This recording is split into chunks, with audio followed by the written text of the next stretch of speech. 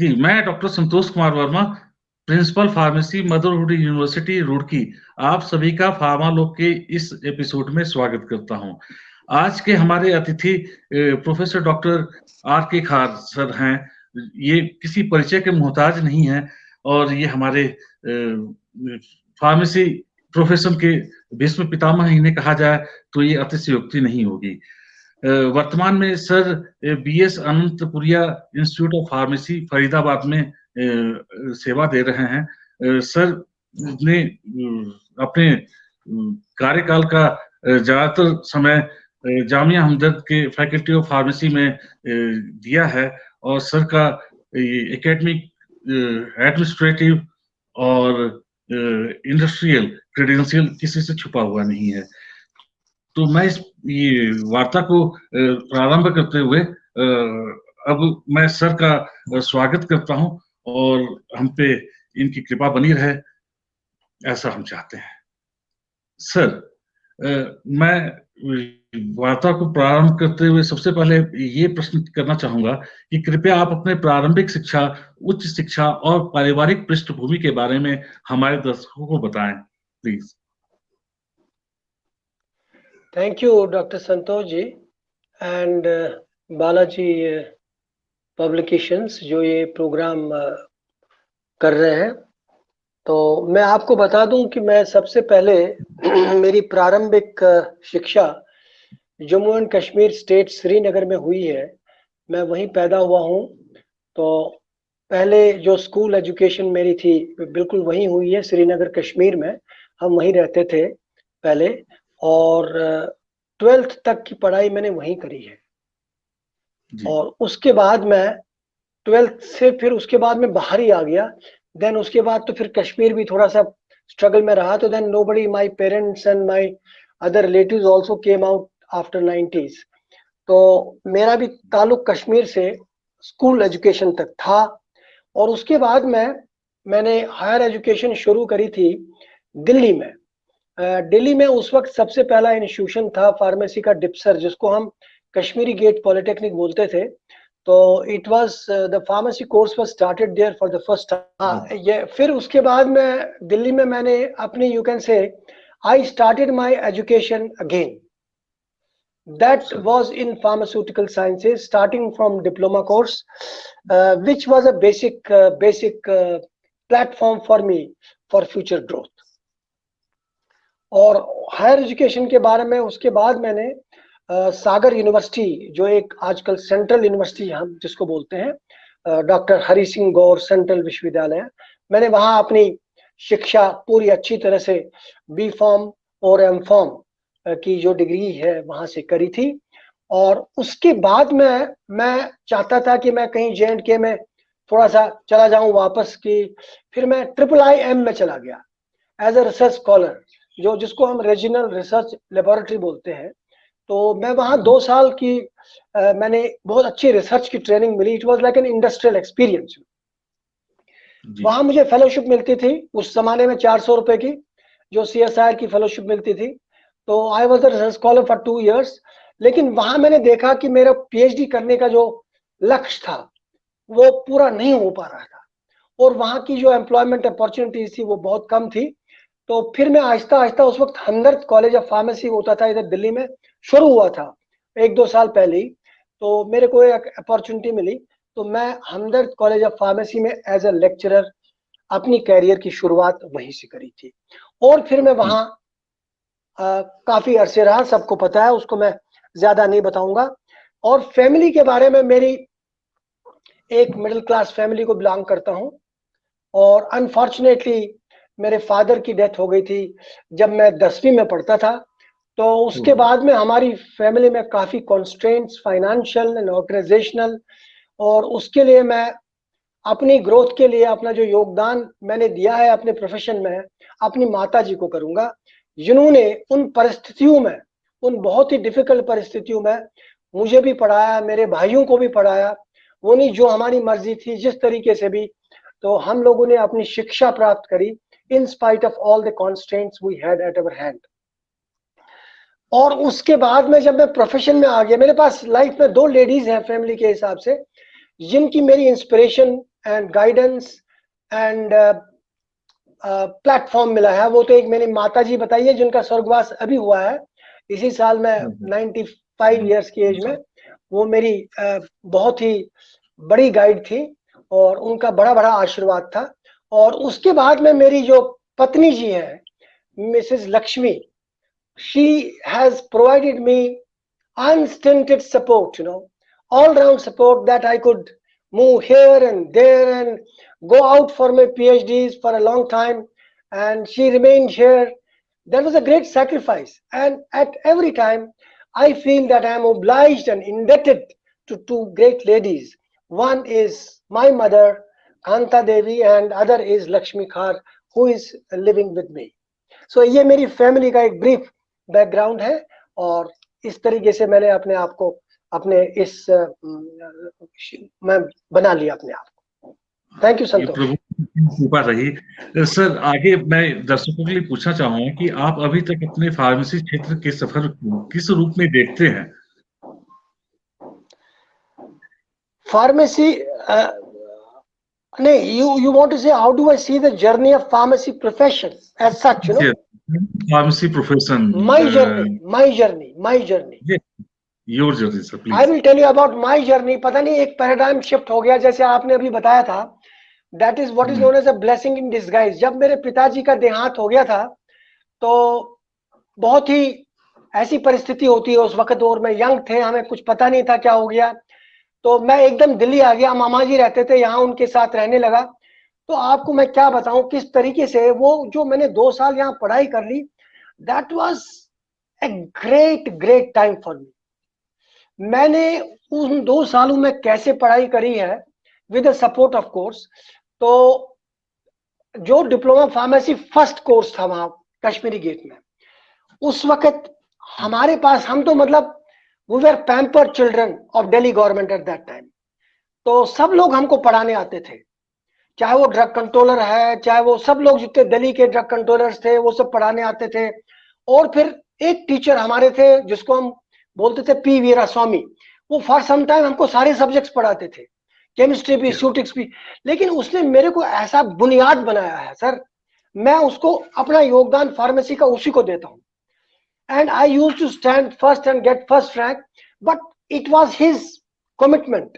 और एक चीज और बताऊं मैं, उस स्टेज पे हमको मेरी एजुकेशन एनाटॉमी, फिजियोलॉजी, फार्माकोलॉजी और other subjects Maulana Azad medical college में हुई थी। उस टाइम की बात कर रहा हूँ, 60s, लेट 60s। तो because we did not have facilities in the Delhi government college, तो वो वहां हमसे जिनका संपर्क हुआ था वो बहुत ही ट्रेन्ड फार्माकोलॉजिस्ट। एक फैसिलिटी आप मानिए और देखिए मौलाना आजाद की, तो हमें उससे एक जो बुनियाद बनी ना एजुकेशन की, बहुत अच्छी बनी। That's what I think, that was my journey, because the platform was very good and that I grew with the opportunities which was in my destiny. लेकिन चैलेंजेस मेरे पास काफी आ गए। I had lots of challenges, but I face them with positivity all the time. Sir वो आज तक भी वो चीजें आपके बातों में, आपके व्यक्तित्व में साफ साफ झलकता है सर। सर इसी बात को मैं कंटिन्यू करते हुए ये दर्शकों के पूछना चाहूंगा कि स्कूल शिक्षा के पश्चात आपने फार्मेसी ये पाठ्यक्रम में भविष्य बनाने के बारे में कैसे सोचा? उस दौर में फार्मेसी के अध्ययन में कितनी चुनौतियां और संभावनाएं थी, इस बारे में हमारे दर्शकों को बताएं सर। जब मैंने फार्मेसी चुना था उस वक्त मैंने बताया ना आपको, मैं जब दिल्ली आया था, मेरे मामा जी यहाँ रहते थे, तो वो दिल्ली गवर्नमेंट में थे। तो उनको किसी ने बताया भाई Delhi government is starting a pharmacy college. उसने सोचा कि मैं अपनी जो बहन का बेटा है तो उसको भी थोड़ा सा मेरे को बताया कि अच्छा कोर्स है आगे वो है। और मेरे एक डेप्यूटी ड्रग कंट्रोलर थे यहाँ दिल्ली में, वो हमारे किसी तरीके से रिश्ते में आते थे, उन्होंने भी बताया अरे फार्मेसी की बहुत ज्यादा स्कोप है। आई डिडंट नो एनीथिंग, तो आई जंप्ड इनटू इट। तो मैं आपको एक राज बताना चाहूंगा, जब मैं सेकंड ईयर में पढ़ता था, जब मैं मौलाना आजाद में पढ़ता था, जिन टीचर से मैं संपर्क में आया था उन लोगों ने मेरे को बताया था कि आप इस साल पीएमटी टेस्ट दे दो, नेक्स्ट ईयर आप हमारे कॉलेज में होंगे। 99%। There was Mrs Malik and professor Das, कहता रूप आपको इस सब्जेक्ट में आ जाओ, आपकी रुचि इसी में है, मेडिकल साइंसेज में, लेकिन पता नहीं मेरा पैशन था, मैंने कहा नहीं, अब मैंने डिसीजन लिया है, मैं अब फार्मेसी में ही रहूंगा। That is how I could make ये दिस चॉइस। उस मैं 16 टाइम में साल का ये था उस वक्त, I was 16 years 17 years that time. वाकई सर, ये अपने आप में कहते हैं दिशा बदलने वाला डिसीजन था, जिसका परिणाम है कि आपकी छत्र छाया हमारे सर पे, हम सभी के सर पे है। सर, अब अगला प्रश्न पूछना चाहूंगा कि वर्तमान में जो फार्मेसी क्षेत्र का विस्तार हुआ है, क्या आप उससे संतुष्ट हैं? देखिए, हम लोगों को ऐसे देखो, थोड़ा सा अभी हम जो बात, मैं ये कहना चाहूंगा इस बारे में, देखो हमारा जो प्रोफेशन है वो इवॉल्व हो रहा है, जैसे इवोल्यूशन हो रही है ना, इस तरह से हमारा प्रोफेशन हमारे देश की परिस्थिति के हिसाब से, हमारे देश के रिक्वायरमेंट के हिसाब से आहिस्ता आहिस्ता आगे बढ़ गया। क्योंकि हम लोग तो मतलब पहले अंग्रेजों के राज में थे उस वक्त, उसके बाद इंडिपेंडेंस खत्म हो गई, फिर इंडस्ट्री बढ़ गई वहां कलकत्ता में, फिर कलकत्ता में बंद हो गई, फिर बॉम्बे में आ गई। देखो अगर आप इन परिस्थितियों को देखोगे, जो हमारा प्रोफेशनल जो ग्राफ है वो एक तरीके से बढ़ता गया। और I attribute the development of pharmaceutical industry to it. जो यहाँ पेटेंट का जो था हमारे पास, हम लोग पेटेंट को ओवर लुक कर सकते थे, जो 2005 में फिर we became part of the GATT treaty, तब तक हम दवाइयां बनाते थे, हम लोग जेनेरिक कैपिटल बन गए, इजंट इट? तो एक इंडस्ट्रियल फार्मेसी बढ़ती गई, जिसका हमको फायदा आज मिल रहा है। हमारे पास आज के दिन में 350 से ज्यादा ऐसे फैसिलिटीज हैं जो कि WHO approved, GMP approved, FDA approved facility कहलाई जाती है। और आजकल के टाइम पे, कोविड के टाइम पे, चाहे वो API बनाने का चैलेंज था, चाहे वो वैक्सीन बनाने का चैलेंज था, India is on the top. आपको याद है अभी हमने बताया, किसी ने एक सिक्योरिटी काउंसिल में भी बताया गया that India is pharmacy world of जो है का फार्मेसी लीडर जो है वो इंडिया है। बिल क्लिंटन ने भी बताया था अभी 1-2 महीने पहले कि दैट इंडिया जो है लीडर है। इसका मतलब है हमने काफी प्रगति की है, लेकिन जो आप कह रहे हैं जो प्रगति हमने नहीं की है, हम सब लोगों को, आपकी जनरेशन को, हमारी जनरेशन को और यंगर जनरेशन को, उस प्रगति को जिसको हम बोलते हैं professional responsibility, patient responsibility, pharmaceutical care, उसमें हम बहुत कमजोर हैं, वो हम बिल्कुल मानते हैं। और उसकी तरह हम सब रेगुलेटरी बॉडीज को, हम सब प्रोफेशन को आगे बढ़ने की कोशिश करनी चाहिए। इसके लिए हमें एक जो एवोल्यूशन दूसरे तरीके पे होना है उसको आगे बढ़ाने की कोशिश करनी चाहिए। That is what I think. Definitely sir, अब इसी फार्मास्यूटिकल रिसर्च के बारे में हम एक अगला प्रश्न पूछना चाहेंगे कि भारत में फार्मास्यूटिकल रिसर्च और डेवलपमेंट में क्या संभावनाएं आप देखते हैं? अगर आप रिसर्च की बात करें ना, हमारे यहाँ फार्मास्यूटिकल R&D का जो काम है उसमें बहुत अपॉर्चुनिटीज हैं, लेकिन उसमें जो आपका कैडर है that does not belong to pharmacy, that will belong to pharmaceutical sciences, जिसको हम बोलते हैं इंटरडिसिप्लिनरी साइंसेस। हम लोगों को, मैं एक अपना पर्सनल एक्सपीरियंस बताऊंगा। हमारे कुछ स्कॉलर्स जामिया हमदर्द में भी रहे, डिप्सर में भी रहे, लेकिन कुछ स्कॉलर्स ना कुछ अलग अलग RRLs में चले गए, इंस्टीट्यूशंस ऑफ एक्सीलेंस में चले गए, जहां की और इंटरडिसिप्लिनरी फैसिलिटीज थी। मैं आपको उदाहरण दे दूंगा, हमारे 5-6 बच्चे NII में चले गए, नेशनल इंस्टीट्यूट ऑफ इम्यूनोलॉजी में चले गए। अच्छा, वहां के जो डायरेक्टर थे तलवार साहब, और उसके आगे भी जो आजकल पांडा साहब हैं, वो कहते हैं यार हमें फार्मेसी के बच्चे चाहिए। कहता वो जो फार्मास्यूटिकल अप्रोच करते हैं ना, हम तो एक बेसिक अप्रोच देखते हैं, लेकिन वो अपना जो अप्लाइड अप्रोच डालते हैं, उससे हमारी फार्मेसी की जो एप्लीकेशन पोटेंशियल है वो बढ़ जाता है। And I have these examples. हाँ, नाइपर में आप देखिए, नाइपर में जिस बच्चे ने अपने आप को बायोमेडिकल साइंसेस के साथ, बायोटेक्नोलॉजी के साथ, नैनो मेडिकल के साथ अपने आप को एम्ब्रेस किया, वही आगे बढ़ा। और अगर आप खाली फार्मास्यूटिक्स के बारे में सोचोगे, फार्मास्यूटिकल केमिस्ट्री के बारे में सोचोगे, you will remain in your own room. We have to come out of that room. So R&D is the baby. It is an interdisciplinary baby. And pharmacy profession is another baby. There are two babies. We have to grow them independently. That is what I think. R&D is a great scope. हमारे इतने अच्छे students हैं जो कि मैं आपको बताऊं, मैं बहुत खुश होता हूं। I interview students at CSR for fellowships many times. Last year भी मैं गया था। तो जो बच्चे फार्मेसी के होते थे, अभी एक उसका डिवीजन है लाइफ साइंसेस का, उसमें 80% एप्लीकेंट जो होते हैं वो B Pharm M Pharm होते हैं। बड़ी खुशी होती है, बड़ी खुशी होती है। तो आप मत कहिए कि वो वाला कैडर डेवलप नहीं हो रहा है, वहां भी लोग जा रहे हैं कि जो they embrace people from other disciplines, you know, and they give more to them and they learn also from them. तो ये बहुत जरूरी है, हमें अपने आप को अपडेट रखना है और दूसरे डिसिप्लिन्स के साथ चल के, मिल के, सीख के, सिखा के आगे बढ़ना है। जी sir. That's how I think. Sir अगला प्रश्न वही जो अभी आपने इंटरडिसिप्लिनरी की बात करी, अगला प्रश्न इसी से है सर कि इंटरडिसिप्लिनरी और कोलैबोरेटिव रिसर्च के सकारात्मक पहलू के बारे में हमारे दर्शकों को बताएं कि इससे किस प्रकार इसे प्रोत्साहित किया जा सकता है जिससे कि आम जनमानस को भी फायदा हो और अपने प्रोफेशन। बिल्कुल सही है। हमें ना, हमारी जो पब्लिक रीच है बहुत कम हो गई है। इसके लिए हम जो कहते हैं ना, एक स्वॉट एनालिसिस करते हैं, strength, weaknesses, opportunities and threats. मुझे लगता है हमारी स्ट्रेंथ्स काफी है जो मैंने आपको अभी बता दी, उसको रिपीट नहीं करना चाहूंगा। लेकिन हमारे पास अपॉर्चुनिटीज बहुत हैं और थ्रेट्स हैं। थ्रेट्स पता कौन सी हैं?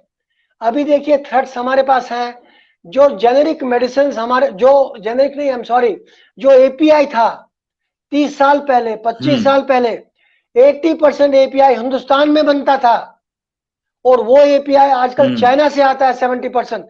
ये it is a big threat and I think government of India has addressed to this problem, and many drug parks are coming and they are trying to subsidize the API manufacture so that the cost can come down, so that manufacture of APIs can be undertaken economically to compete with the world, to compete even with China. ये एक threat है। I am giving one example. Strength हमारी मैंने आपको बता दी, वो हमारी industrial pharmacy है, उसको आगे बढ़ाना है। और हमारे पास अपॉर्चुनिटीज बहुत सारा है, वो हमारी फार्मेसी प्रोफेशन, फार्मासिस्ट, जो कि वर्ल्ड में फार्मासिस्ट होता है, जो कि वर्ल्ड में फार्मासिस्ट पहचाना जाता है, जो कि पेशेंट के साथ संपर्क करता है, हमें उस लेवल तक पहुंचना है। हमें अपने हेल्थ केयर से ज्यादा जुड़ना है। इसके लिए हमारे फार्मेसी प्रोफेशन को, फार्मेसी काउंसिल ऑफ इंडिया को, इनको, because technically PCI is the only government body which can take it. बाकी तो हम लोग आवाज ही उठाते रहेंगे। तो जब तक PCI काम नहीं करेगी तब तक हम आगे नहीं बढ़ सकते। उन्होंने एक काम अच्छा किया है, सिलेबस तो बना लिया, ठीक है। प्लीज संतोष बताइए कुछ। सर नहीं, ये काफी सही कह रहे हैं कि PCI तो बात हमें दिखाएगी, तो उनको आगे बढ़ते हुए गाइड तो करना ही पड़ेगा। जो हम बातें कर रहे हैं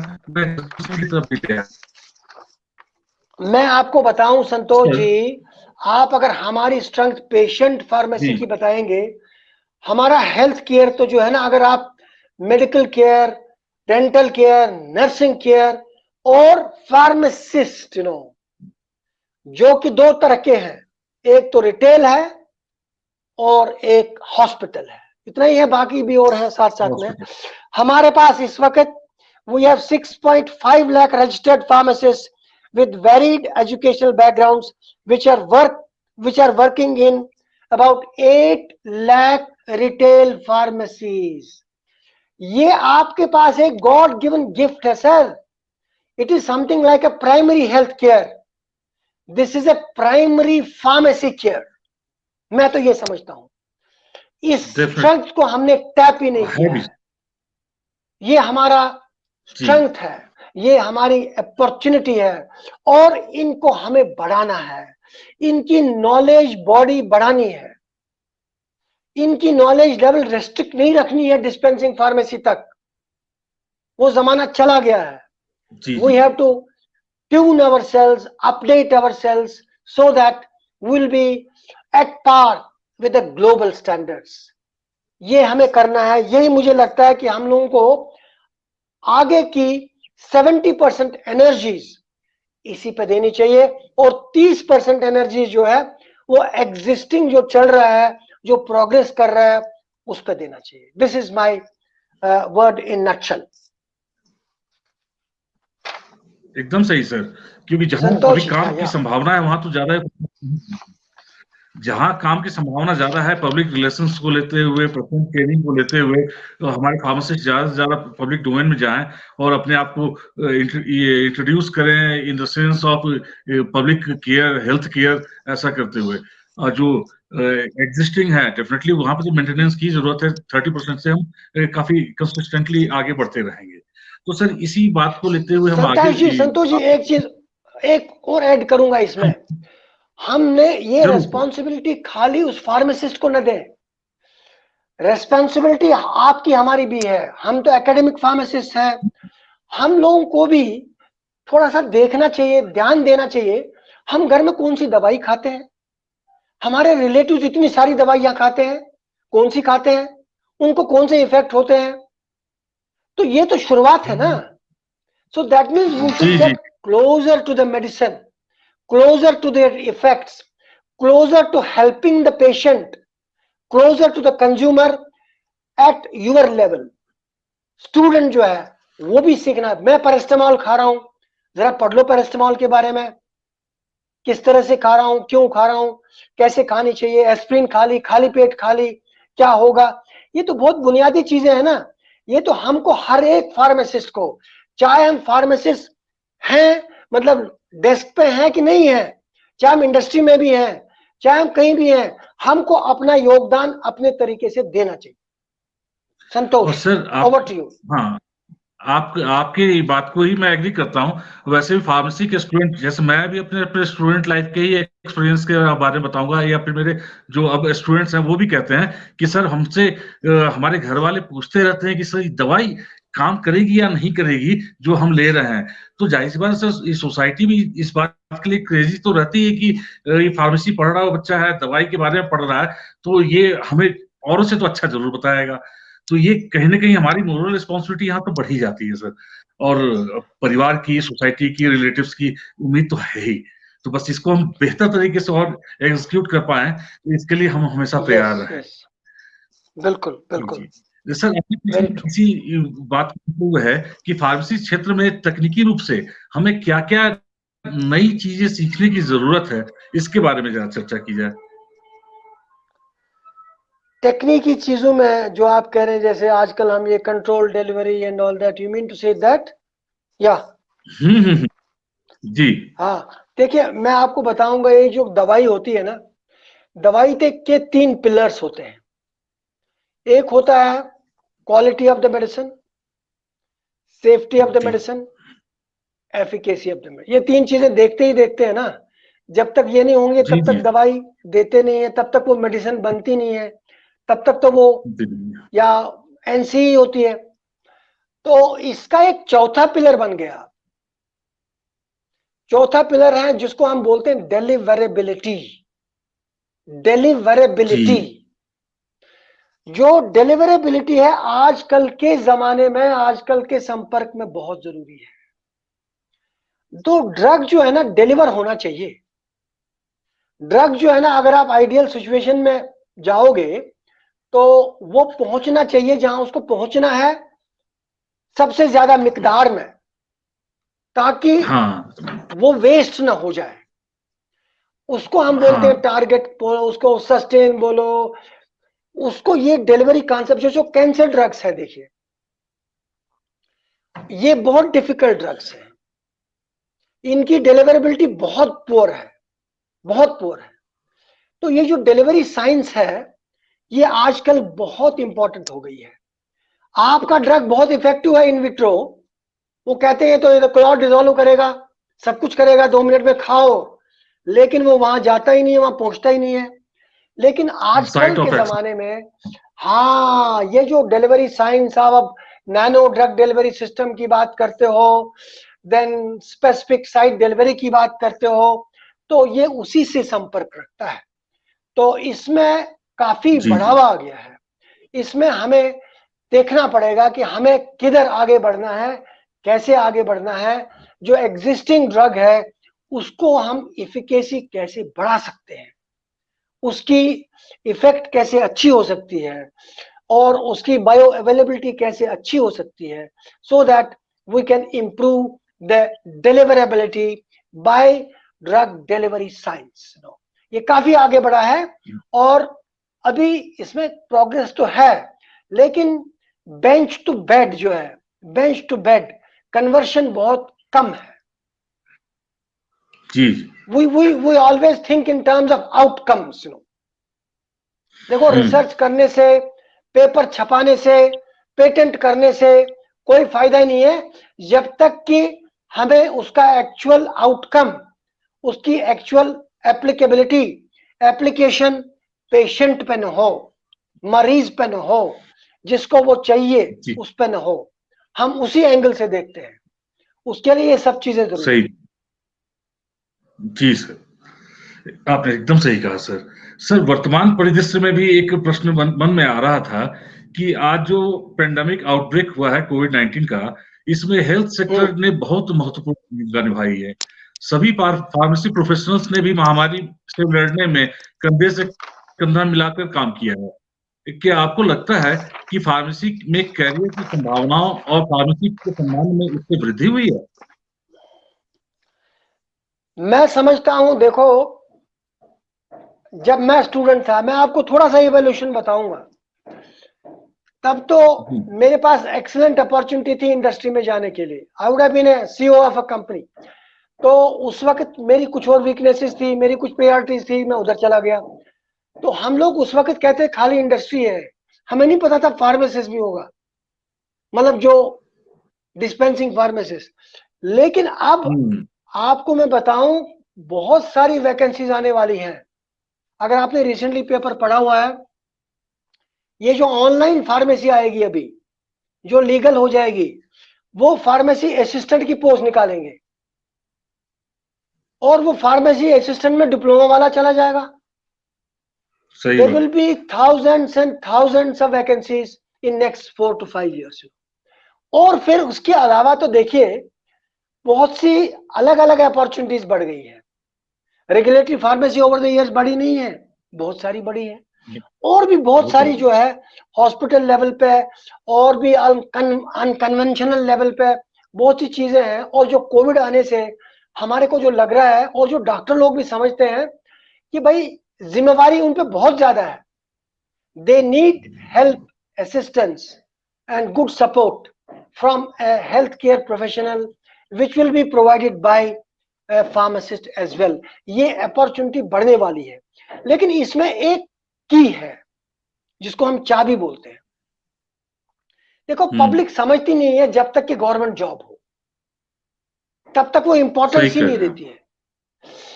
तो इसके लिए जब तक एक फार्मासिस्ट का एक कैडराइजेशन हो, जैसे एक सबसे पहले वाली लेवल डिप्लोमा फार्मेसी की होगी, बी फार्मेसी की होगी, उसको भी दिखेगा अगर मैं परफॉर्म करूंगा कि मैं आगे बढ़ूंगा लाइफ में। तो एक कैडर ऑफ फार्मेसी डेवलप होना बहुत जरूरी है। मुझे लगता है कि आजकल की गवर्नमेंट के साथ इसके ऊपर काफी वार्तालाप हो रही है, जो मुझे विशेष सूत्रों से पता है, क्योंकि ये कोविड की वजह से बहुत सी चीजें डिले हो गई हैं। तो ये मिनिस्ट्री ऑफ हेल्थ इसमें काफी इंटरेस्टेड थी। मिनिस्ट्री ऑफ जो उनके सेक्रेटरी थे, वो पहले जो नड्डा साहब थे, ही वाज कन्विंस्ड क्योंकि मैं जब एक फिक्स डोज कॉम्बिनेशन का मेंबर था, जो कॉम्बिनेशंस की थी कमिटी मिनिस्ट्री की, हम लोगों का संपर्क होता था उससे, he was very much convinced with this. तो आई थिंक इंडिया में प्रायोरिटीज होती हैं, पॉलिटिकल सिस्टम है, सब चीजें हैं। मुझे लगता है कि अगर हम अपने आप को परस्यू करेंगे इस चीज को, ये आगे बढ़ेगा। और जो फार्मेसी कैडर जब बन जाता है ना, वो पहले अस्पताल में बनेगा, फिर प्राइवेट अस्पताल में बनेगा, फिर हो सकता है रिटेल स्टोर में भी बन सकता है, फार्मेसी असिस्टेंट बनेगा, या वो ऑनलाइन फार्मेसी करेगा, फार्मेसी असिस्टेंट, और एक दूसरा फार्मासिस्ट बैठेगा वहां, वो काउंसिल करेगा ड्रग। मैं आगे की बात बता रहा हूं आपको, in course of years, in course of time to come, this has to be there, this has to be there.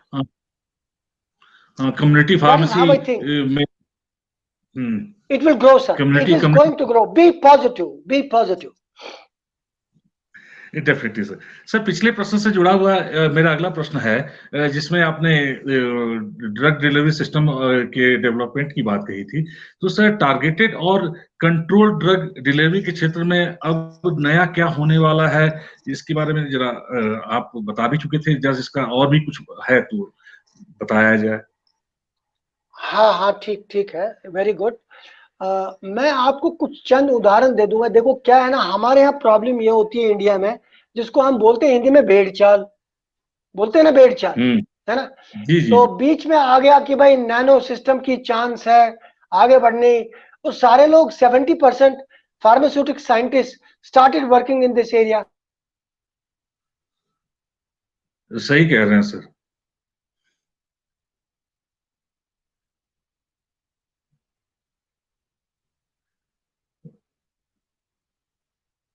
लगता है तकनीकी कारणों से सर जरा पीछे हैं। तो इस दौरान मैं बताना चाहूंगा कि मैं जहां रुड़की में हूँ, कंपनी का नाम नहीं लेना चाहूंगा। Sir welcome back. हाँ, अभी मैं ये आप ही की बात को कंटिन्यू कर रहा था कि भेड़ चाल आप सही कह रहे हैं। अभी हमारे ये जहाँ यूनिवर्सिटी है उसके आसपास ही एक कंपनी है, नाम नहीं लेना चाहूंगा इस प्लेटफॉर्म से, लेकिन उनके जो जीएम साहब है उनसे मेरी अक्सर मुलाकात रही है, मेरे यहाँ भी आए हुए, मैं भी उनसे मिलता रहा हूँ। तो उनने बस एक बात कही कि R&D तो यहाँ नहीं होता, यहाँ तो हम प्रोडक्शन करते हैं। हैदराबाद में हमारा मेन ऑफिस है, वहीं पे R&D वगैरह होता है, वहीं से मॉलिक्यूल डेवलप होके आता है। तो मैंने सर से पूछा कि आप बताएं कि कैसे करते हैं, क्या अप्रोच है आपका। तो उनने भी यही कहा कि हमारे R&D में तो यही होता है कि जिसकी नैनो इनकैप्सुलेशन हो जाए, वो स्टेबल रहे, तो उसके हिसाब से हम उसका करके मैन्युफैक्चरिंग कर रहे हैं। मैं चुप हो गया, मैंने ज्यादा बात नहीं करी, क्योंकि वो उसमें उनका काम तो प्रोडक्शन का था, इसलिए इस बारे में बात भी नहीं कर रहे थे। तो सही कह रहे हैं सर, भेड़ चाल तो है, और खासकर nano technology. We have to, Santosh, we have to find the gap in the knowledge. We have to select some diseases. We have to select some drugs which need this, where there's a requirement, where there's a, you have to develop a very, very strong hypothesis. आपकी जब तक hypothesis strong नहीं होगी, you have to find out उसमें potential कितना है और existing कितना है। हम लोग एग्जिस्टिंग 60% वैल्यूबिलिटी है, उसको न्यू डिलीवरी सिस्टम में बनाने से कोई फायदा ही नहीं है, इट्स नॉट इकोनॉमिकल। जिस चीज में वाकई में पोटेंशियल है, अरे उसमें 0.1% डिलीवरी है, उसको आप 50% करो। और कोई इस तरह की बहुत सी उदाहरण है, बहुत से ड्रग्स हैं जो कि इस तरीके से डेवलप किए गए हैं, बिकॉज ये प्लेटफॉर्म नहीं है साइंटिफिक, लेकिन it is possible. We have to have an idea, we have to have a strong idea, a good idea. On that basis, we have to develop a good hypothesis on the basis of the gap and on the basis of the advantages which can be accrued in that particular research. लेकिन देखो sir, जो company है ना, उसको तो पैसा चाहिए, company को तो कॉमर्शियल नेचर है, तो उसको लग रहा कि पब्लिक बेवकूफ बना रही है, पब्लिक बेवकूफ बन रही है तो बनाएगा। वो बोलेगा ये तो जल्दी हो रहा है, ये पहले हम 2 बार खाते थे, अब 1 बार खा रहे हैं, वो कितना इफेक्ट होता है नहीं होता है, it's a matter of sort of discussion. But there are some chances wherever you are able to convert a multiple delivery, means 3 times 4 times into once a day, that also is one approach, वो भी एक gap है। लेकिन उसके लिए basic parameters उस drug के, basic parameters उस डिजीज के, वो आपको सेटिस्फाई करनी चाहिए, उस तरीके से आपको उसमें फायदा। There is a great scope in it. We need to have good scientists and good leaders who can consistently work on one problem for 5 to 10 years. ये एक Rome was not built in a day. हम 2 साल research करते हैं, thesis देते हैं, thesis shelf पे रहती है, फिर भूल जाते हैं। ये जो आप बात कर रहे हैं डिस्कवरी ऑफ डिलीवरी सिस्टम्स, ये एक डिलीवरी सिस्टम्स को 10 साल लगते हैं, 15 साल लगते हैं, तब वो मार्केट में आता है। सही कह रहे हैं सर, क्योंकि इसके लिए बहुत सारे कंसिस्टेंटली और पैरामीटर्स तो हर तरह के चाहिए होते हैं, खासकर जो हमारा जो पेशेंट का पैरामीटर हुआ करता है, क्लिनिकल ट्रायल वाले, वो बहुत ज्यादा मायने रखते हैं। आजकल जो क्लिनिकल ट्रायल से जो लोग जानते भी नहीं होंगे, कोविड-19 ने सबको बता दिया कि क्लिनिकल ट्रायल भी चीज होती है, जो दवा को मार्केट में आने से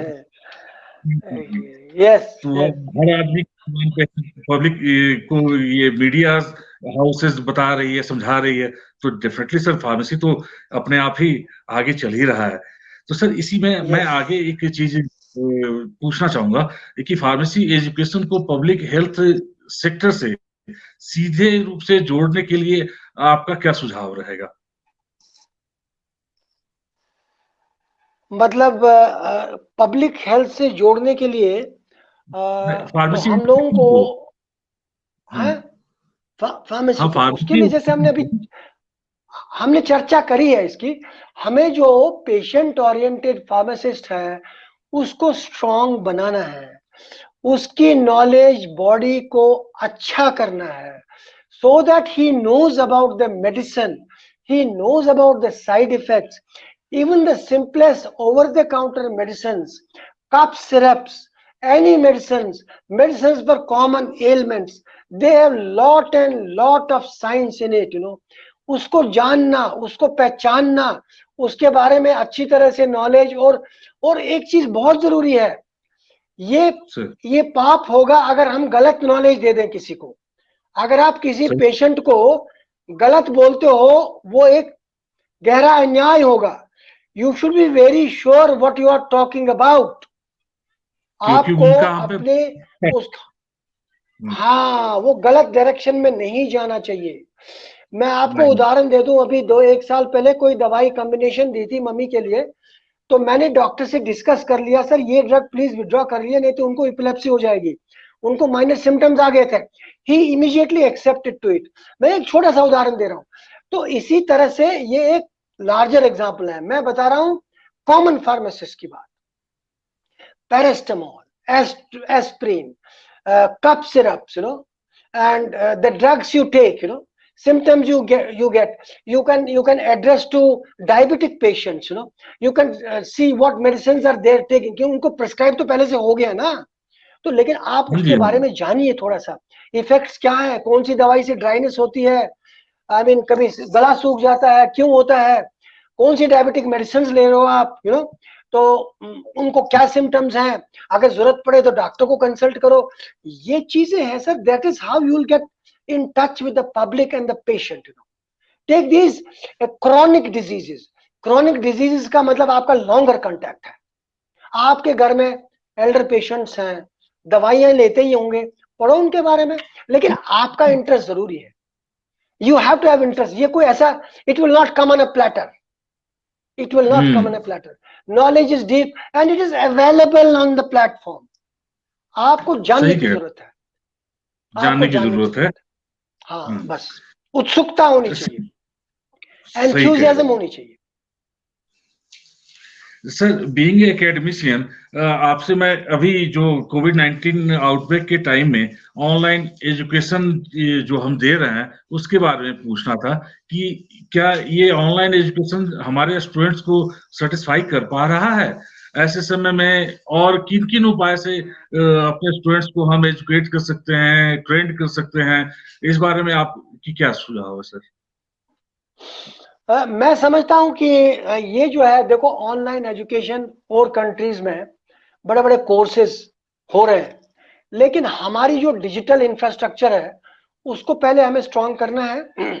और जो हमारी आईटी नॉलेज है टीचर्स की, लोगों को पता नहीं, जैसे माइक्रोसॉफ्ट पे काम करके वो पता नहीं कैसे किस तरीके से, they have to be trained very well. मैं समझता हूं कि बहुत सी चीजें जो है ना ऑनलाइन हो सकती हैं बेटर देन फिजिकल। आप बताइए, मैं आपके साथ बैठा हूं, what is the difference, I can talk sir to you, ये you can talk to me, है ना। दे- तो अगर आप मेरे सामने भी बैठते तो I don't think we would have a better output than this, Similarly, there are some conferences which can be held, some expert talks who is in US, he can give it from there itself. Some special guest talks can be held like that. लेकिन जब practicals की बात आती है, skills की बात आती है, वो हमें जी जरूर जी जी ऑफलाइन ही देना पड़ेगा। और बहुत सारी जो एक्टिविटी है थ्योरी की भी, जैसे कंसेप्ट क्लियर करने पड़ते हैं, उसमें फिजिकल प्रेजेंस जरूरी है। तो what I can say, we can convert more than 25 to 30% of theory classes and extra sort of knowledge delivery by online classes very easily, after training the teachers, after training the students, and getting experts from all across the world. Why not? Why not? It will be definitely. very cheap. It is going to be very cheap. देखो, आप जब class में बैठते हो संतोष जी, कितने बच्चे होते हैं? 60 बच्चे होते तो हैं। 60 होते हैं एक 60 बैच में, होते हैं ना, क्लास में। 60 होते हैं। हाँ जी। ऑनलाइन में आपको you can have thousands. Definitely. One expert can cover 5 to 10 institutions at the same time.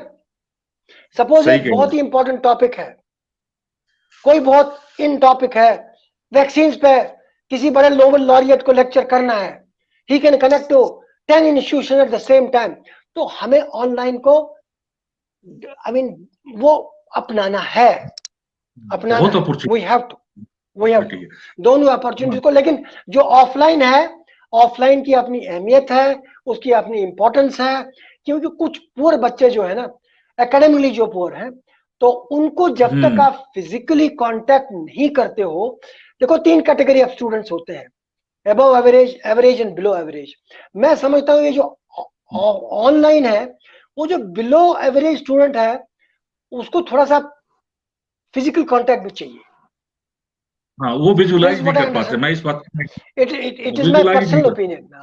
हाँ, इसमें पर्सनल मैं ओपिनियन। क्योंकि मैं अपनी बच्ची को हाँ देखता हूँ, अपनी पोती को, क्लास अटेंड करती है स्कूल का, एक सब्जेक्ट कहती है मुझे अटेंड ही नहीं करना है, 2 सब्जेक्ट कहती है करती है बड़ी प्यार से, because she is not able to understand science from the teacher, she doesn't communicate well, that is one reason, she is not able to come from the base। हम लोग ना एकदम पहाड़ पे चढ़ जाते हैं। अरे पहले तो पहली हाँ सीढ़ी पे चढ़ना है, फिर दूसरी पे चढ़ना है, फिर तीसरी पे चढ़ना है, एकदम एनएमआर के बारे में बात कर लो, समझ में आएगा नहीं क्या? यार, कुछ पहले तो नहीं आएगा। प्रोटॉन समझो, फिर वो करो, फिर प्रोटॉन का स्ट्रक्चर समझो, ऐसे आ जाओ आगे आगे। You should understand there is a very very poor student in your class, and सही that is कह your रहे main responsibility। Poorest student is your best customer। poorest student, academically poorest student, जो अच्छा है वो आगे खुद अच्छा बन सकता है, और जो बहुत अच्छा है, he is not depending on you at all, he is not depending on me at all, he depends on himself, he only needs a path, that's all। उन्हें रास्ता दे that's what I दे, वो think अपने sir। आप ही आगे चल। हाँ, खुद चलता सही है। कह रहे हैं। तो आपके पास खाली 30% स्टूडेंट है जिनको ज्यादा अटेंशन चाहिए। ये एक डायनेमिक्स है मेरे हिसाब से। इस टॉक का अगला क्वेश्चन है कि अच्छे रिसर्च पेपर पब्लिश करने और जो इंटेलेक्चुअल प्रॉपर्टी राइट जो है, बौद्धिक संपदा अधिकार के क्षेत्र में ये पारंगत बनने के लिए छात्रों को किस तरह तैयारी करनी चाहिए, मेहनत करनी चाहिए, इस बारे में आप बताएं। बहुत अच्छा संतोष, ये बहुत जरूरी है। क्या करना चाहिए, कैसे करना चाहिए? देखो, जब हम टीचर थे, लेक्चरर था, अरे तो किस चीज की रेड मारते थे भाई? पब्लिश करो और पेरिश हो जाओगे, बोलते ना, पब्लिश और पेरिश। आजकल बोलते हैं patent and prosper, this is the second paradigm. अब इसका भी नया हो गया है, आप पेटेंट करते रहो करते रहो करते रहो, जब तक वो पेटेंट कॉमर्शलाइज नहीं हो जाएगा, जब तक उसका कोई आउटकम नहीं होगा, हम उस पेटेंट की भी वैल्यू नहीं रखते। बात समझ लो ना, आजकल क्या हुआ ना, वही भेड़ चाल, हाँ पेपर पब्लिश करते हो, लोग बाग एक्सपर्ट हो गए पब्लिश करने में, फिर बोलते हैं पेटेंट कर लो। आप पेटेंट भी कर रहे हैं, लेकिन भैया असली हमें क्या चाहिए?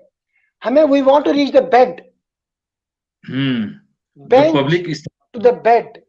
आप हमें बताओ, आपने कितने प्रोडक्ट आपके पेटेंट के थ्रू, ओके, अगर वो अच्छा पेटेंट था, अगर उसकी एप्लीकेशन हुई, अगर उसने किसी ने खरीदा, आपका पेटेंट आपके अलमारी में नहीं रहना चाहिए, आपका पेटेंट कोई खरीदना चाहिए, कॉमर्शलाइज होना चाहिए। These are the 3 stages, we talk like that nowadays. इसके लिए you need to have clarity of thought, very important. You cannot be just me too scientist, you know, भाई रीडर बनना है, 10-20 पब्लिकेशन होने चाहिए, इधर उधर से टिप टाप के, इधर से मी टू करके, इधर का उधर, उधर का इधर करके करते हैं लोग बाग। I do it, I am sorry to tell that, they do it. तो लेकिन उससे काम नहीं बनता है। पेटेंट अगर आप बना रहे हैं, आप ऐसा काम करें, अगर आपकी लीडरशिप अच्छी है, you have capable leaders, have a capable leader with you. कहते हैं ना संगत सत्संग, एक अच्छे सत्संग से आप अगर जुड़ोगे, आप, सत्संग मतलब नहीं होता भजन करना, satsang means you are in touch with people who are promoting you, who can help you, have a model for yourself. उसके जरिए वो आप, जैसे गुरु बोलते हैं, you can not reach the God without the guru. तो इसमें भी ऐसे ही है, आप, you have to find a proper person who can guide you, who can give you a right path, and who has a vision for next 10 years, who does not think only for doing a PhD and then sleeping at home and watching TV and getting salary. आपको passion होना चाहिए कि मुझे discovery करनी है। एक दूसरा होता है कि मुझे खाना पूरी करनी है, मुझे रीडर बनना है, मुझे प्रोफेसर बनना है। ऐसे तो 80% people are like that, 80% people. हमें देखना है हम किस तरीके से सोसाइटी से लिंक हो जाएं, किस तरीके से आम आदमी को फायदा हो जाए। वो तभी होगा जब आपका काम आउटपुट लिंक्ड होगा, आउटकम बेस्ड होगा, तभी आप अपने काम को यूजफुल बना सकते हैं और सोसाइटी के साथ लिंक कर सकते हैं। इसी तरह से गवर्नमेंट ऑफ इंडिया ने कितनी सारी अपॉर्चुनिटीज दे दी आपको स्टार्टअप्स के लिए, ऐसे साइंटिस्ट को जिनके पास आइडिया है। तो बहुत से लोगों ने प्रोग्रेस किया है, बहुत से उदाहरण हैं जिसके वजह से वो आगे बढ़ गए। We don't look at your qualification, we look at your idea. भाई आप कुछ दे सकते हो कि नहीं दे सकते हो, आपको इस तरीके से सोचना है। 3 चीजें हैं जैसे मैंने बताया, clarity of thought, A proper leadership, consistency and commitment. तीनों चीजें बहुत जरूरी है जबकि आप बेंच टू बेड पहुंच सकते हैं। अदरवाइज रूटीन रिसर्च होता रहेगा, थीसिसें बनती रहेगी, रिसर्च पेपर छपते रहेंगे जिसका कोई फायदा नहीं होगा। It will be without application, which is known as knowledge without application is sterile, STERILE. That is what I think. It should have application, and pharmaceutical knowledge should have all the more an application attached to it. Sir इसमें मैं भी अपना आपका अनुभव share करना चाहूंगा। आप सही कह रहे हैं। प्लीज इसमें मैं ये गवर्नमेंट रिसर्च इंस्टीट्यूट की बात करूंगा। अपने जैसे मेरा फाइटो फार्माकोलॉजिकल अप्रोच रहा है फ्रॉम द एम फार्मा और पीएचडी, और मैंने अपने जो स्कॉलर्स भी रहे हैं पीजी के या पीएचडी के, मैं ज्यादातर इसी पे काम कर रहा था फाइटो प्रोडक्ट पे। तो उसके लिटरेचर रिव्यू के दौरान मुझे कई सारे ऐसे ड्रग्स जो पोटेंशियल ड्रग्स हैं वो भी मिले जिनको लेके मैं कैरी ऑन भी किया। तो लेकिन इसमें देखा कि कुछ, जैसे मैं बता रहा था कि गवर्नमेंट रिसर्च ऑर्गेनाइजेशंस भी हैं, उनके अच्छे से पेपर दिखे, लेकिन उसकी जो टाइम पीरियड की बात कहें तो एक टाइम पीरियड के बाद उनका कोई पब्लिकेशन उससे रिलेटेड था ही नहीं, जबकि स्कोप अच्छा खासा था। तो मुझे लगा कि हो सकता है, और मैंने बात भी करने की कोशिश करी, संपर्क तो नहीं हो पाया, लेकिन मैंने जो परसेप्शन बनाया कि हो सकता है इनका प्रोजेक्ट का टाइम और फंड पूरा हो गया होगा, जो कि इस चीज को वो आगे तक ले जा सकते थे, वो चीज अधूरी रह गई। तो कंसिस्टेंसी जो आपने थर्ड पॉइंट बताया है, कमिटमेंट और जी कंसिस्टेंसी जी, बहुत मायने रखती है। Very right. जी सर। देखो सर, वो विजन हाँ, होगा गाइड का और रिसर्च साइंटिस्ट का, वो तो वहीं रहता है ना, वो तो कहीं नहीं जाता है। उसको एक स्टूडेंट आ गया तो दूसरा ले लो, फिर तीसरा ले लो, चौथा ले लो, carry on the work. Sustain, इसको हम बोलते हैं ना, जैसे sustainability is very important, sustainability. जी, बहुत बहुत जरूरी है सर। इसी बात में मैं बीइंग एकेडमिशियन युवा, मैं स्टूडेंट्स के लिए एक प्रश्न पूछना चाहता हूं। इसमें है कि सर फार्मेसी के स्टूडेंट्स को जो है वो अध्ययन के दौरान विषय की गंभीरता और उसमें जो रुचि बनाए रखने के लिए क्या क्या उपाय करने चाहिए, क्या इस पर आप अपने सुझाव देकर हमें अनुग्रहित करें प्लीज। ये बहुत अच्छा प्रश्न किया आपने संतोष जी, ये बहुत जरूरी है। मैं आपको कहीं पहले भी बता रहा था कि देखो, अगर एक टीचर एक इंफॉर्मेशन डिलीवरर है तो वो टीचर नहीं है। इंफॉर्मेशन जो है वो फ्री है, जी अवेलेबल है सब। आप उस इंफॉर्मेशन को किस तरीके से इंटरप्रेट करते हो, उसको कैसे कंटेम्पलेट करते हो, किस तरीके से उसको इंफॉर्मेशन को नॉलेज में कन्वर्ट करते हो, उस नॉलेज को कैसे विजडम में कन्वर्ट करते हो, ये 3 स्टेजेस है। Are you able to do it? If you are not able to do it, it is simply a mugging thing, मैंने आज पढ़ाया पीके का सब्जेक्ट, वो समझ गया, इक्वेशन देख ली, upon this upon H O H and all that, लेकिन ये पीके बहुत बड़ी चीज है। आप देखो पीके को, देखो आप, इसकी कितनी एप्लीकेशन है, हर जगह चाहे आप, पूरी तरह उसमें हाँ, drug distribution, drug delivery, drug absorption, specificity, ये आपको समझाना है। आप सेडिमेंटेशन पढ़ाते हैं लोगों को, स्टोक्स लॉ पढ़ो यार, क्रैम करो, लेकिन स्टोक्स लॉ की ESR, erythrocyte sedimentation rate, isn't it? It is the actual जी जी application in biology. You have to marry biology with chemistry for some time. ये तो एक पहलू हो गया। तो इसमें क्या है, जब तक आप नॉलेज को कहते हैं, हम इनको आजकल के संदर्भ में बोलते हैं, एक तो आपने पहले information to knowledge to wisdom, जिसको हम इनोवेशन बोल देंगे बाद में, वही चाहिए आज के जमाने में। और इसके बाद में हम बोलते हैं कनेक्टिंग द डॉट्स बोलते हैं। Connecting the dots means you connect A dot, means element of a knowledge, let's say element of a knowledge जो आप पढ़ा रहे हैं आजकल, उस डॉट को आप 3-4 डॉट से कनेक्ट करोगे। Sometimes these dots are unconnected with each other. आप सोच रहे हो, मैं सोच रहा हूं, मैं फार्मास्यूटिक्स का अफलातून बन गया, मैं तो फार्मास्यूटिक्स ही बताऊंगा। You can never become a scientist. You have to connect this knowledge. आपको पता है, टीचर को भी पता है कि देखो हमारा फार्मेसी का जो सिलेबस है, ये एक बहुत ही सोच समझ के बनाया गया है। इसमें 3 एस्पेक्ट्स हैं, 3 एस्पेक्ट्स हैं। Basic sciences, biomedical sciences and pharmaceutical sciences on the top. तो ये जो है ना, it flows from the basic sciences to the paramedical sciences, from paramedical sciences to pharmaceutical sciences, which leads to application. तो जब तक ये डॉट्स आप कनेक्ट नहीं करोगे, तब तक आप स्टूडेंट में इंटरेस्ट डेवलप नहीं कर सकते हो।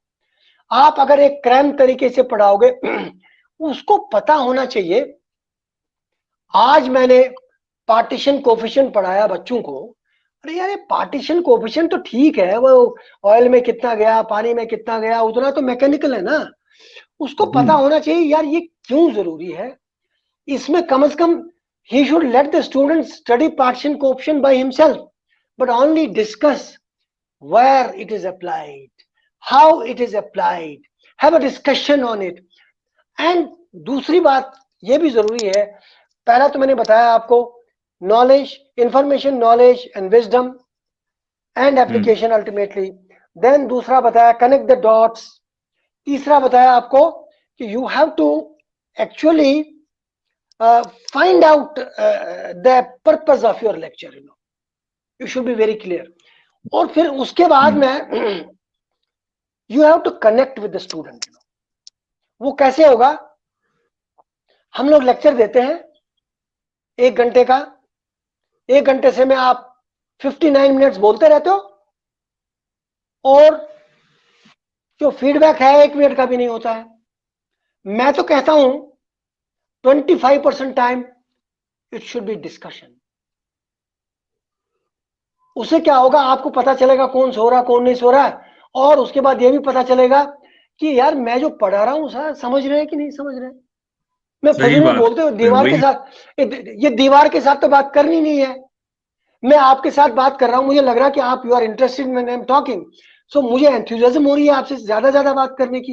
एम आई राइट और रॉन्ग? मुझे लग रहा है कि आप मेरी बात सुनना चाहते हो और आप समझ रहे हो मेरी बात को। My communication is complete, I am getting enthusiast and आपको भी इंटरेस्ट आ रही। ये चीज स्टूडेंट को भी होनी चाहिए। और बाकी जो नोट्स उसको दे दो, पढ़ता रहेगा, फ्री अवेलेबल है। अच्छे लेक्चर क्या क्या नहीं मिलेगा, स्टूडेंट्स को बोलो हमारे से अच्छा लेक्चर निकाल के दे देंगे। They will find out lovely lectures from the web, from the portal. सही कह रहे हैं। आजकल तो गूगल बाबा हर चीज हो गए हैं, बच्चों के पास रिसोर्स की अब कमी नहीं रही है। अब एक्चुअल में टीचर के फंक्शन की स्टार्टिंग हुई है सर। पहले इंफॉर्मेशन टेक्नोलॉजी का वाजपेयी जी ने शुरू किया था, इंफॉर्मेशन टेक्नोलॉजी, जय जवान जय किसान जय विज्ञान। लेकिन आज का टाइम, आज के बच्चों का तो है कि इंफॉर्मेशन तो इतनी ज्यादा एबंडेंट क्वांटिटी में, जैसा आप कह भी रहे हैं, मैं एग्री हूं इस बात से कि इंफॉर्मेशन, अच्छे लेक्चर्स तो बच्चों के पास अवेलेबल हो गए। अभी ऑफलाइन क्लासेस के जो ऑनलाइन क्लासेस चल रहे हैं, तो लोगों ने अपने यूट्यूब चैनल भी बना लिए, बहुत अच्छा डिलीवरी दे रहे हैं, मैंने भी कई बार सुना है। बहुत अच्छा लगा, अच्छा काम भी कर रहे हैं। हाँ, लेकिन वो विजडम तक ले जाने का काम तो एक टीचर ही कर सकता है सर। विजडम तक, यू आर राइट। इंफॉर्मेशन के बाद नॉलेज और विजडम तक और एप्लीकेशन तक ले जाने का काम तो टीचर ही कर सकते हैं। अब टीचर का रोल और ज्यादा क्रूशियल और डिफिकल्ट हो गया सर। नहीं तो संतोष, teacher will become redundant. He will become redundant if he doesn't perform. अब जो वाकई दिल से टीचर है वही सस्टेन कर पाएंगे, जो दिल से टीचर है, पैशनेट है टीचिंग के लिए, बस वही सस्टेन कर पाएंगे, या डेवलप करना पड़ेगा अपने आप को शुरू करने के लिए। जी सर। अब इसी क्रम में सर मेरा एक और प्रश्न है, जैसा कि आपका इंडस्ट्री से भी काफी तारुफ रहा है, आपने बहुत कंट्रीब्यूशन दे रखा है इंडस्ट्री को, तो एकेडमिक जो इंटरेक्शन, सॉरी, जो एकेडमिक इंडस्ट्री इंटरेक्शन है उसको किस तरह से प्रोत्साहित किया जाए कि एकेडमिक कैरिकुलम में इसे, इसकी आवश्यकता को हम पूरा कर पाए या ऐसा कुछ बना पाए, जिससे इसके बारे में आप बताएं, इंडस्ट्री एकेडमिक इंटरेक्शन को कैसे हम आगे बढ़ाएं अपने करिकुलम। ठीक है, ये एक बहुत जरूरी है, क्योंकि अगर हम चाहते हैं कि हमारी स्टूडेंट्स की अच्छी प्लेसमेंट हो, we should understand what are the current requirements, what are the current processing, what is up to date. वो तभी होगा जबकि हम we will be able to do it when we have industrial experts with us, तो ये इसकी चर्चा बहुत सालों से हो रही है, लोग बाग समझते भी हैं, लेकिन वो उस पायदान पे नहीं पहुंची है जिससे कि हम लोग कह सकते हैं कि नहीं हमें एक उपलब्धि हुई है। लेकिन इससे भी हमें हम लोगों को मतलब निराश नहीं होना चाहिए। मैं बोलूंगा आपको कि बहुत से इंस्टीट्यूशंस हैं, बहुत से ग्रे एरियाज हैं जहां की एकेडमी इंडस्ट्री इंटरेक्शन बहुत ही ऊंचे स्तर पर चली हुई है, but it is restricted to not more than 15 to 20 institutions in our country. मिसाल के तौर पर अगर आप नाइपर के कुछ इंस्टीट्यूशंस ले लेंगे, पर्टिकुलरली मोहाली के बारे में मुझे पता है, या हैदराबाद वाले के बारे में पता है कि उनका वाकई में academia industry interaction and platform is very strong. और या आपको आईसीटी जानते हैं, मुंबई वाला, वहां तो सारा इंडस्ट्री से ही काम होता है। उनके जो प्रोजेक्ट्स होते हैं वो इंडस्ट्री के ही होते हैं। It is not funded by DST and all that, their projects are funded by the industry. So that means they are coming in touch and coming in contact with what is your existing problem, which is relevant to our country, to our relevant industry. तो वो उसी को solve करने की कोशिश करते हैं। तो हम लोग इससे क्या है ना, ये एक इंस्टीट्यूशन जो है ये वही हो सकता है जहां की एमफॉर्म और पीएचडी की अच्छी फैसिलिटीज हो। हर जगह तो नहीं हो सकता। सही कह रहे, हर जगह हो सकता है, only at the curriculum level. अगर and then you have to identify the right kind of leaders, जो लीडर्स होंगे, जो कैपेबल हैं, जो साइंटिफिकली एनरिच्ड हैं, जो ऑथेंटिक साइंटिस्ट हैं, जिनकी मतलब सोच समझ ऐसी है ताकि वो आगे बढ़ाएं, जो कि बातचीत कर सके लोगों के साथ और इंडस्ट्री को बोले देखो मैं आपकी ये प्रॉब्लम सॉल्व कर सकता हूं। People are doing it. Gaurav is doing it, sir. Gaurav Jain. Yes, your class fellow. He is getting lot of consultancy fund. It runs into lakhs, That is what is academy industry interaction. That is what we should do. सही कह। तो देखो ना, जब आप commercial आदमी जो है ना, जो बनिया है, वो तो कॉमर्शियल फैक्ट्री वाला, इंडस्ट्री वाला तो बनिया ही होता है। उसको बोलो कि मैं आपके 10 रुपए के 1000 रुपए बनाऊंगा, ऐसे बनाऊंगा, वो ही इज रेडी। आपको उसकी फॉर्मूला बतानी है। तो it is possible in a restricted way, it is possible from good institutions where there are well recognised research scientist available, they have good teams of research scholars, वहां हो सकता है।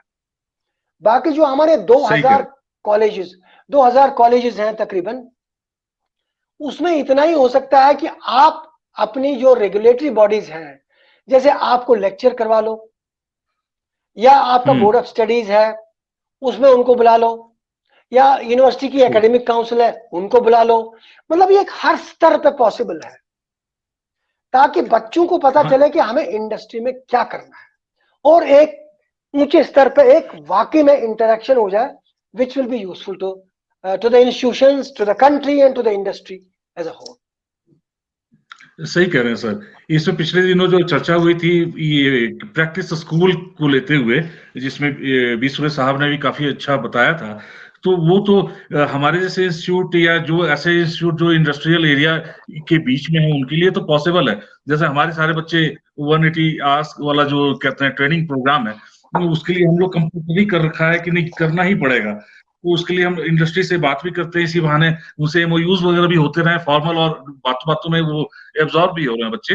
लेकिन वो सारे इंस्टीट्यूट जो कि इंडस्ट्रियल एरिया जिनके लिए काफी दूर पड़ता है, वैसे बच्चों के लिए तो वाकई प्रॉब्लम तो है ही। तो करिकुलम में सिर्फ डाल देने से ये चीजें सॉल्व तो नहीं होगी।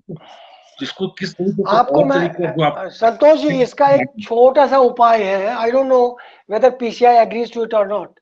इसका उपाय ये है, जैसे हमारा एक इंस्टीट्यूशन है इधर बीएस अनंगपुरिया ग्रुप ऑफ इंस्टीट्यूशंस, तो इसमें हम लोग क्या कोशिश करेंगे, हम 5-6 इंस्टीट्यूशन को जोड़ेंगे। समझो मेरी बात को, 5-6 इंस्टीट्यूशन को जोड़ के कुछ एक फॉर्मूला बनाएंगे। तो it is not possible for institution which is remotely placed, तो पॉसिबल नहीं है। लेकिन उनको एक अच्छी ट्रेनिंग, अच्छे लेक्चर, जैसे 1 हफ्ते का प्रोग्राम बनाया, 2 हफ्ते का, इट विल बी वाकई में इंडस्ट्रियल ओरिएंटेड, तो उसमें एक जगह कर सकते हैं ये प्रोग्राम। सही कह रहे हैं सर। आई डोंट नो, और इसमें आई डोंट नो, संभव है सर, आपकी बात मेरे समझ में भी आ रही है, और डेफिनेटली जो हमारे श्रोतागण सुन रहे हैं, जो हमारे आपके स्तर पे हैं, वो इसके एग्जीक्यूशन के लिए डेफिनेटली आफ्टर दिस टॉक वो हमें अप्रोच करेंगे, इतना ऐसा मेरा विश्वास है। तो ऐसा भी किया जाएगा, और इसको और तरीके से, बस ये कोविड पैंडेमिक का जो रिस्ट्रिक्शन है वो जरा कम हो, तो डेफिनेटली सर ऐसा प्लेटफॉर्म भी हम डेवलप करेंगे जहाँ पे हमारे बच्चों को इस एक्सपर्टाइज का फायदा भी मिले। और डेफिनेटली इंडस्ट्री तो वो तो तैयार रहती है, बस अप्रोच करने वाला चाहिए। जी जी, वेरी नाइस, सर एक वंडरफुल संतोष। सर अब द लास्ट ऐसे तो क्वेश्चन, प्रश्न का, हाँ कोई लास्ट अंत क्वेश्चन नहीं है। कहना अच्छा नहीं, हम तो सारे दिन अच्छा, सारी जिंदगी आपसे पूछना चाहेंगे, लेकिन समय की जरा सा पाबंदी है, तो सर इस एपिसोड का देखा जाए तो आखिरी क्वेश्चन कहते हुए अच्छा नहीं लग रहा, फिर भी मुझे पूछना पड़ेगा, जिम्मेदारी मेरे पे। तो सर ये प्रश्न मैं आपसे पूछना चाहूंगा दर्शकों की तरफ से कि हमारे फार्मेसी प्रोफेशन में जो कि academic, industry, research centre, marketing, pharmacist एवं अन्य क्षेत्रों में कार्य कर रहे हैं, उनके लिए आपका क्या संदेश होना चाहिए या क्या आप संदेश देना चाहेंगे? वेल आपने जैसे बताया, इसको मैं ऐसे करूंगा, मैं इसको 3-4 कैटेगरी में डिवाइड करूंगा। देखो, ये एक ब्रॉड स्पेक्ट्रम है, फार्मासिस्ट की जो है एप्लीकेशन है वो ब्रॉड स्पेक्ट्रम है, वो एक स्पेक्ट्रम में नहीं चलेगी, और हर एक स्पेक्ट्रम में अपनी अपनी अलग अलग रिक्वायरमेंट्स है। जैसे कि हम मान के जी। चले कि इंडस्ट्रियल फार्मासिस्ट है, जो इंडस्ट्री में काम करता है, वो तो सर्वाइव ही नहीं कर पाएगा जब तक वो अपने स्किल्स को, अपने माइनर स्किल्स को, मेजर स्किल्स को बढ़ाता न रहे, और अपनी नॉलेज बॉडी को बढ़ाता नहीं रहे, अपने बेसिक कंसेप्ट्स को क्लियर करता नहीं रहेगा। ये बहुत जरूरी है। इसका मतलब कि उसके पास ही has to update his skills, चाहे वो कंप्यूटर स्किल्स ही हो, चाहे वो आईटी स्किल्स हो, चाहे वो एनालिटिकल स्किल्स हो, उन स्किल्स को उसको एक अपना यूएसपी बनाना पड़ेगा। मैं तो समझता हूं ऐसे ही, उसके लिए यूएसपी बहुत जरूरी है। He should at the end of the day, oh I am expert in this, industry वाले को बहुत जरूरी है, तभी उसकी सर्वाइवल हो सकती है। वैसे यूएसपी तो सबका ही होना चाहिए, लेकिन जो इंडस्ट्री वाला है, because he is linked with skills, practicals, सही बात, प्रैक्टिकल कॉन्सेप्ट्स, प्रैक्टिकल। तो उसको अपने स्किल्स को अच्छी तरह से शार्पन करते रहना चाहिए, शार्पन करते रहना चाहिए, and he should be abreast with the latest developments। पढ़ते रहना चाहिए, देखते रहना चाहिए, सुनते रहना चाहिए, सेमिनार्स अटेंड करने चाहिए, और जो नॉलेज है उसको बढ़ाते रहना चाहिए। ये तो एक हो गया। और दूसरा आपने जो बताया, आपका रिसर्च सेंटर वाला जो है, जो रिसर्च R&D में जाना चाहता है, वो जो R&D वाला जो है, वो he belongs to pharmaceutical sciences. He has to embrace interdisciplinary sciences.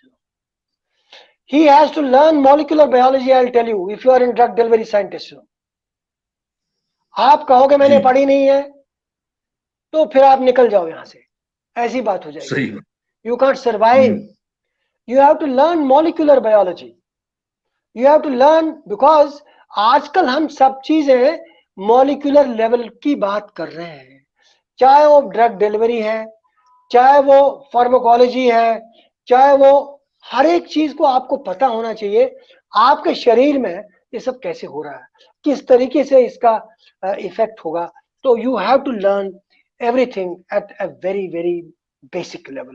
Gone are those days when you will only talk about tablets and capsules. वो एक ग्रॉस चीज है, इसे ग्रॉस चलता रहेगा, लेकिन आपको as a scientist you have to overwhelm, you have to embrace, you have to learn, keep learning, relearning, de-learning, whatever you call it, all the time. ये आपके R&D साइंटिस्ट का है। और जो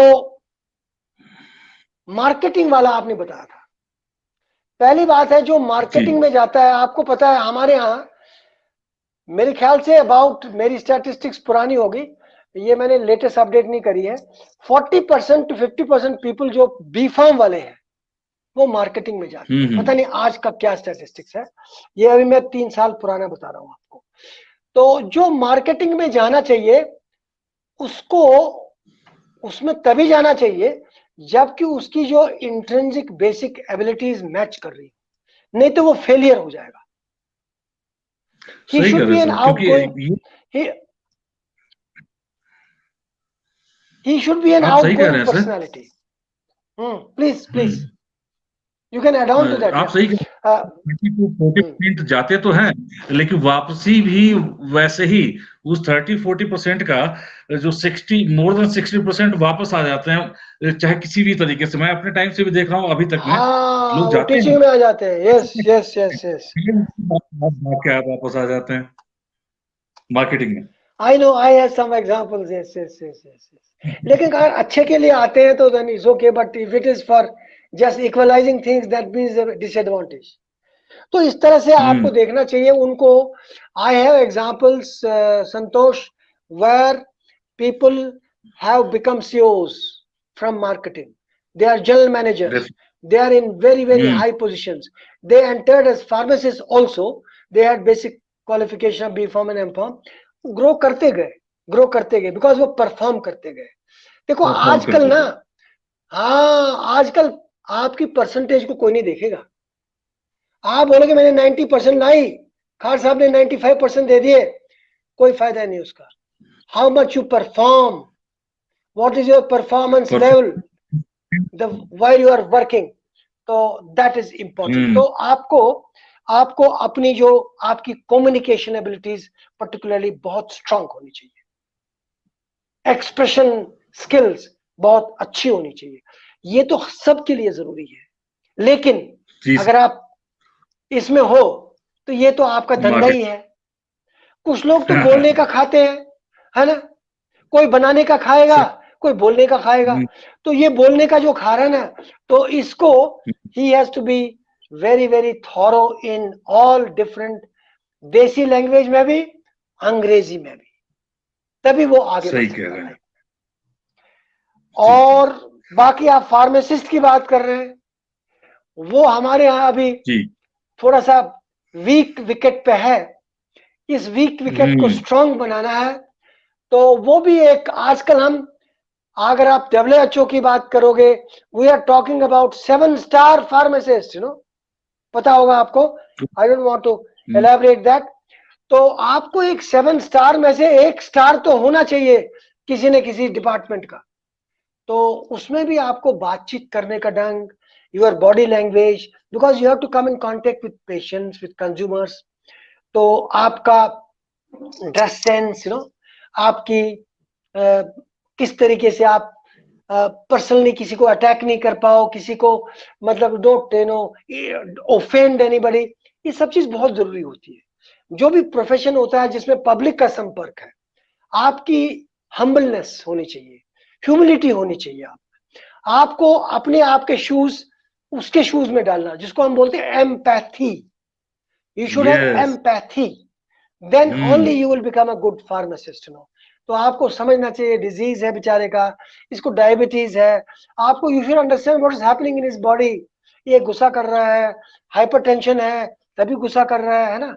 all these things, you know, you should take into consideration. Hospital में हो या retail में हो, ये सब चीजें बहुत जरूरी है। और इसके अलावा आपका फार्मेसिस्ट जहां भी है, ये सब चीजें आपको होनी चाहिए, उसको अप टू डेट रखना है। You have to improve your basic knowledge, clarify your basic concepts and update your skills. Skill is the third dimension आजकल के जमाने में। जहां भी आप काम कर रहे हैं, उस महकमे का, उस डिपार्टमेंट का जो भी स्किल जरूरी है, वो आपको अपने आप को बहुत अच्छी तरह से स्ट्रेंथन करना पड़ेगा। स्किल इंडिया मूवमेंट जो हम बोल रहे हैं ना आजकल, अभी प्रेजेंट गवर्नमेंट भी बोल रही है, तो आपके जो स्किल्स हैं, नॉलेज अपनी जगह है, विजडम अपनी जगह है, लेकिन जब तक अपनी स्किल नहीं बढ़ाओगे, अपने जॉब के हिसाब से, अपने काम के हिसाब से आप लाइफ में सक्सेस नहीं पाओगे, ग्रो नहीं करोगे। That's it, that's what I think. Thank you Santosh, over to you. Thank you sir. आपने ये 100 बात की एक बात में इस बात को कंप्लीट कर दिया कि सब कुछ अपनी जगह पे मायने रखता है, but skill is necessary, not desired, only necessary to come up with all the things. तो सर आपसे बात करके बड़ा ही अच्छा लगा। आपने पूरी तरीके से इस फार्मा लॉ का जो हमारा कंसेप्ट है इसको पूरी तरह से पूरा किया। इसके बिना तो आपके टॉक के बिना तो ये अधूरा ही रहता। और आपने बहुत अच्छी तरीके से सब चीज को सम अप किया। हमारे नए जनरेशन जो एग्जिस्टिंग हमारे जो लोग हैं सबके लिए आपने बड़ी अच्छी बातें बताई और मार्गदर्शन दिया। और मैं उम्मीद करता हूँ हमारे सभी दर्शकगण आपकी इन सारी बातों को अमल करेंगे अपनी जिंदगी में और आगे की तरफ बढ़ेंगे। सर अपने बिजी शेड्यूल में वक्त देने के लिए सर बहुत बहुत धन्यवाद। और मैं पुनः फिलहाल अपने सभी दर्शकों को बताना चाहूंगा कि सर